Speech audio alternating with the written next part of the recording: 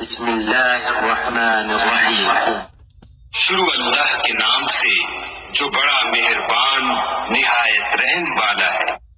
والشمس وضحاها، سورج کی قسم اور اس کی روشنی کی، والقمر إذا تلاها، اور چاند کی جب اس کے پیچھے نکلے، والنهار إذا جلاها، اور دن کی جب اسے چمکا دے، والليل إذا يغشاها، اور رات کی جب اسے چھپا دے، والسماء وما بناها، اور آسمان کی اور اس ذات کی جس نے اسے بنایا، والأرض وما طحاها، اور زمین کی اور اس کی جس نے اسے پھیلایا، ونفس وما سواها، اور انسان کی اور اس کی جس نے اس کی اعضاء کو برابر کیا، فألهمها فجورها وتقواها، پھر اس کو بدکاری سے بچنے اور پرہیزگاری کرنے کی سمجھ دی۔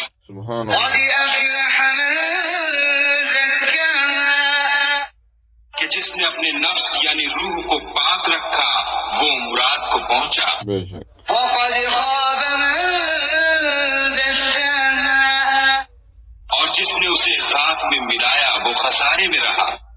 كذبت ثمود بطغواها، قوم سمود نے اپنی سرکشی کے سبب پیغمبر کو جھٹلایا، إذ انبعث أشقاها، جب ان میں سے ایک نہایت بدبخت اٹھا فقال لهم رسول الله ناقة الله وسقياها، تو خدا کے پیغمبر صالح نے ان سے کہا کہ خدا کی اونٹنی اور اس کے پانی پینے کی باری سے حذر کرو۔